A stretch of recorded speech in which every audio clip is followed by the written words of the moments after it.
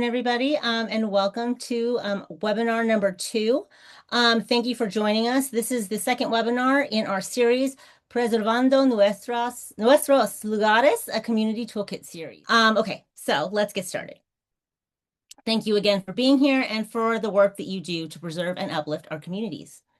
Sayla, would you like to go ahead and introduce yourself? Hola, hola, everyone. I'm Sayla Mota Casper, Executive Director of Latinos and Heritage Conservation. I'm very excited to say that I'm currently in Denver and it's not snowing. Very excited to just have this discussion with you all. Thank you for joining. Hilary Morales Robles. I am the Historic Preservation Officer, and I'll be here to support this beautiful webinar. Thank you, Hilary. I am Jen Moran. I am the public historian here at Latinos and Heritage Conservation. We are honored to be here with you today on behalf of LHC, and really do thank you once again for taking the time out to attend this webinar. So the series that we're in is a 4-part series, and it's designed to support and empower communities with tools, knowledge, and strategies to protect the places that matter the most, our cultural landmarks, neighborhoods, and spaces that hold collective memory. What comes after recognition, turning preservation into action, builds on the foundation of identifying and recognizing culturally significant places by focusing on what comes next. Recognition is an important first step, but it is not the end of the process. This session will introduce the range of pathways that communities can take to move preservation work forward, including advocacy, partnerships, funding, and early stewardship planning. You will also learn how documentation, like photographs and oral histories and archival research, can strengthen projects and support long-term preservation efforts. This webinar provides practical guidance and a clear framework to help you take the next steps with intention and confidence. So by the end of this webinar, you should be able to explain why recognition is only the first step in historic preservation and identify the need for an ongoing community-driven action plan. Describe a range of preservation pathways available after identification, like advocacy, funding, partnerships, and stewardship planning.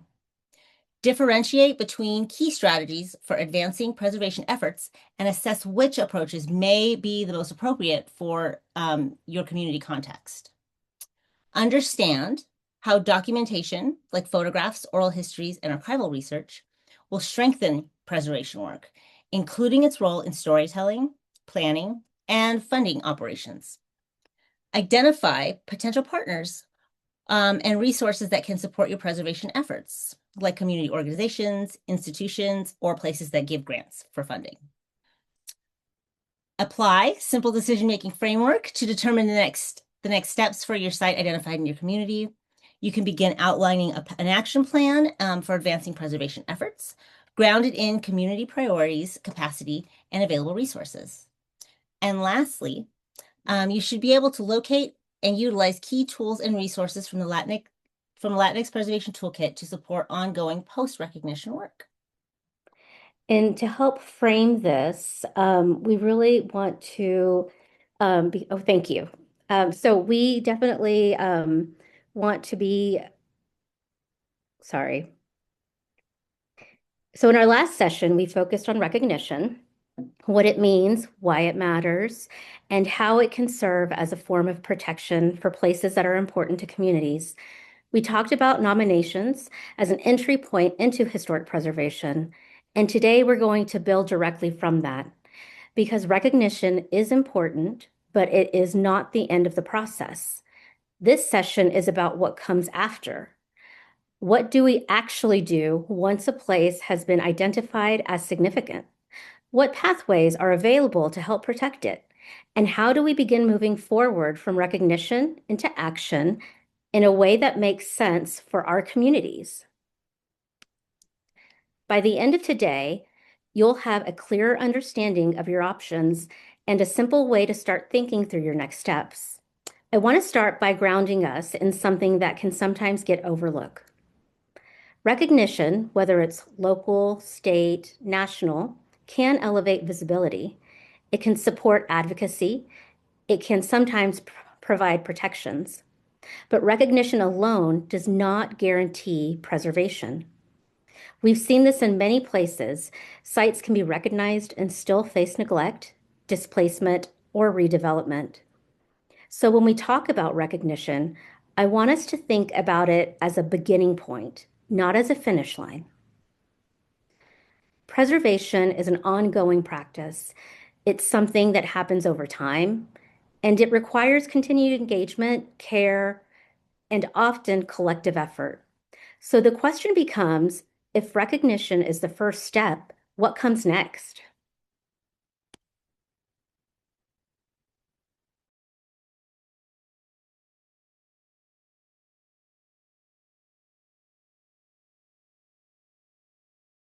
I muted myself. Next we will move on to understanding the preservation pathways, which will be the next slide, Hillary. When we look at preservation pathways, there really isn't just one answer to the question of like, where do you go? So there are multiple pathways communities can take depending on your goals, your capacity, and what your place needs, what the location needs. I want to walk through a few of these just to give you kind of a sense of what's possible. So the first one is advocacy. This can look like raising awareness, organizing community support, working with local decision makers, or pushing for policy changes. Advocacy is often about making sure the place is seen, heard, and considered in the planning process. The second one would be funding. Preservation often requires resources. This could include grants, fundraising, or local support. Funding can also help with restoration, documentation, programming, or long-term care. Like everything in this world, we need money for things. The third would be partnerships. This is about identifying who else can support your work. Community organizations, schools, local governments, and preservation groups are relationships that you can expand your capacity and bring in different kinds of expertise. So definitely don't feel afraid to like reach out to your local preservation groups or us if you ever have questions. And fourth is stewardship. So this is the long-term care of a place.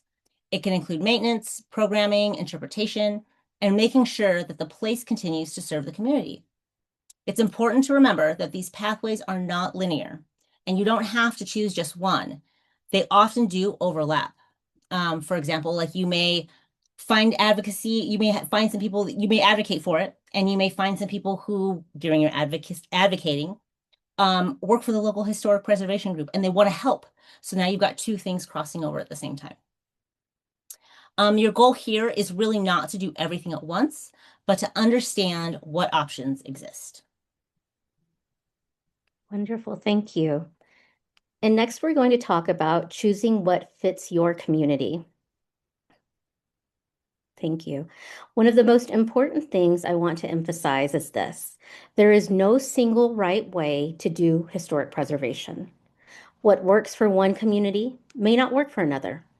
So when you're thinking about next steps, it's important to consider context. What are the priorities of your community?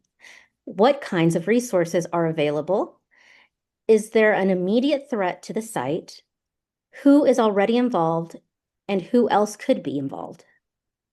For some communities, advocacy might be the first step, especially if a site is at risk. For others, it might make more sense to start with documentation or to build partnerships before moving forward. The key is alignment.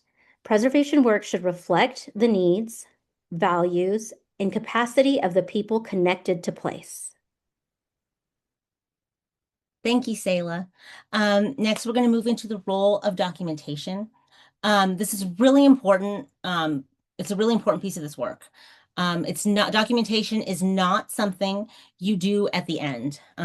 It's something that supports every stage of preservation. So this can include photographs, oral histories, archival, or historical research. Each of these captures different kinds of knowledge. Photographs can document the current condition or changes over time. Oral histories hold memory, experience, and meaning. Archival research can help situate a place within a broader historical context. Documentation will strengthen your advocacy efforts, your grant applications, future nominations, and long-term storytelling. It helps make the case for why a place matters. And importantly, documentation itself is a form of preservation. When we record stories, when we collect memories, when we document spaces, we are preserving knowledge, even in moments when the physical site may be at risk. This is where community knowledge is essential. The people connected to a place are often the primary holders of this history. So this work should always be done with care, accountability, and intention. So next, you'll build support. So when you're building support, understand that preservation is not something that happens alone. In fact, it usually doesn't happen alone. Part of moving from recognition to action is identifying who can support your work. This might include community-based organizations, your local government, schools or universities, and preservation groups. Each of these can play a different role. Some can help with funding, some may support research or documentation, others may help with advocacy or public engagement. It's also okay if this starts small. Sometimes your first partner is just a small group of people who care about the same place. From there, your network will grow. So what would you do? What would your next steps be? We have a simple framework for your next steps. And so it's a really simple way to think through things, and you can really use this for any site that you're working with. There are 4 questions within this framework, and we're keeping it simple. What matters most about this place? What stories, histories, or meanings are connected to it? What are the current risks? Is there development pressure, neglect, loss of memory? What do we have? This could be people, knowledge, documentation, or community support. And the last one is, what is one step we can take? The last question is really important. It's not 10 steps. It's not a full plan. It's just one step, because that's how this work becomes manageable. It can get really overwhelming if you look at it as a big picture rather than tiny step by step.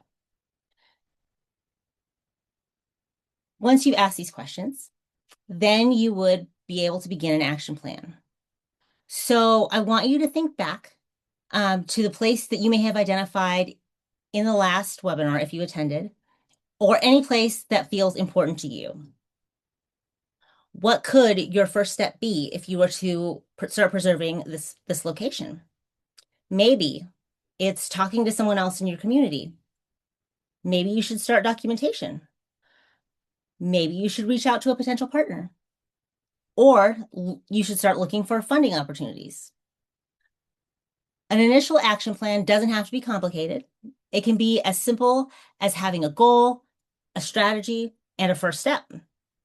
What matters is that it's grounded in your community and it feels possible. You really need to take that into consideration, is ground it within your community's needs. You know your community best. You are the expert. Your community members are experts. So think about your community specifically and work that way. And lastly, we'll talk about some tools. And I want to point back to the resources that can support your work. The Latinx Preservation Toolkit is designed to guide you through these stages from recognition to action. Again, we have the layperson's guide. It's another entry point if you're just getting started. And then also the publications of the National Register of Historic Places. If you're in the middle of it, or you still kind of want to figure out where to go, there's a lot of resources there. Just remember that you don't have to do this all at once. Preservation is a process, and it takes time. It's built through relationships, knowledge, and care. And in our next session, we're going to go deeper. We're going to go deeper into, I think it's documentation. Yes, it's documentation. I should say that. I'm hosting it. We're going deeper into documentation and continue building on the work and move further into the practical steps of sustaining preservation efforts over time. Thank you for being here and for the work that you're doing for your communities. I'm really looking forward to continuing this conversation with you. So here are the upcoming webinars, and all the webinars will be hosted in English and Spanish, just like today. And next week, we have the call for ELL nominations closes. It's open now. If you have a endangered Latinx landmark that you would like to see on our endangered list, please head to our website. And if you have any questions, feel free to reach out to me or Hillary, who is the project manager for that program. And then finally, we have our Congreso Leadership Summit this August. It's our biannual meeting and this year we will be in Chicago. And I guess we will open it up to questions.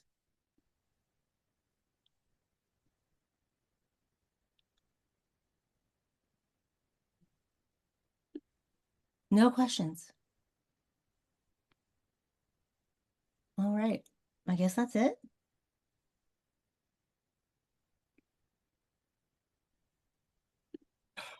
I guess that's it. All right. Well, thank you everyone for joining. This will be up on our YouTube. And oh, there's a question. Who might be some of the types of professionals we should seek if we want to work on our simple framework? Well, you can reach out to us, Latinos in Heritage Conservation. My email address is jen@latinoheritage.us. You could reach out to a local museum. It's a building. You might want to reach out to some architects or some historic preservationists. So there's lots of different people. Sometimes even our local university is very involved in history work, so you could reach out to them. There's a lot of different people. You could even reach out to your neighbors. Maybe your neighbors are wanting to save the same place. Maybe they're interested. So there's lots of different people you could reach out to. And I'll chime in and add that you could also reach out to your local city. Most cities have a historic preservation office. If they don't, go out and reach out to the planning and zoning office, and they can help you out with more formal type of situations in historic preservation. Other individuals and professionals besides historians, historic preservationists, you can also connect with urban planners as well.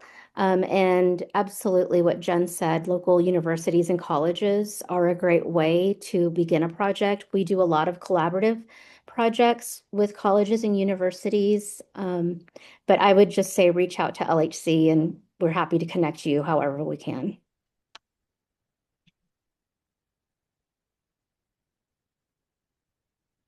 We have another question. Is there a particular time of year that would be best to begin the process? For example, should we align with any policy timelines?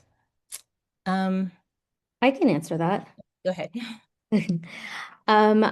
For the most part, the best time to start is now. If we're thinking about historic preservation, then we're also thinking about things that may be lost. A building, a story, an elder. So I would recommend organizing, with your community, getting partners at the table and beginning even with simple steps moving forward. That said, if you're doing more technical and formal historic preservation, say something like a National Historic Landmark nomination that goes through the federal office, timing on that aspect will most likely be delayed if it's in the middle between two different administrations from one president to the next president. But most in our day-to-day historic preservation, those aren't things that we have to deal with. So timelines really don't play consideration unless you're dealing with the federal government.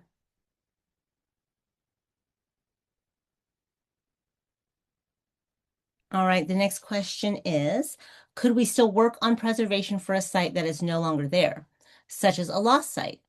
How might that look different than a site that's still there? So for a site that's lost, I'm actually, other than physical pictures, I'm not sure how different it could be because you're doing oral histories, you're still collecting those memories.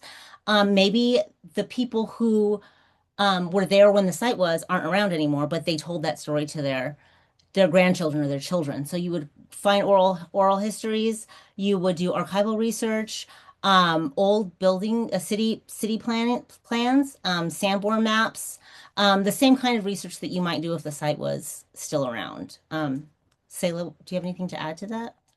Absolutely.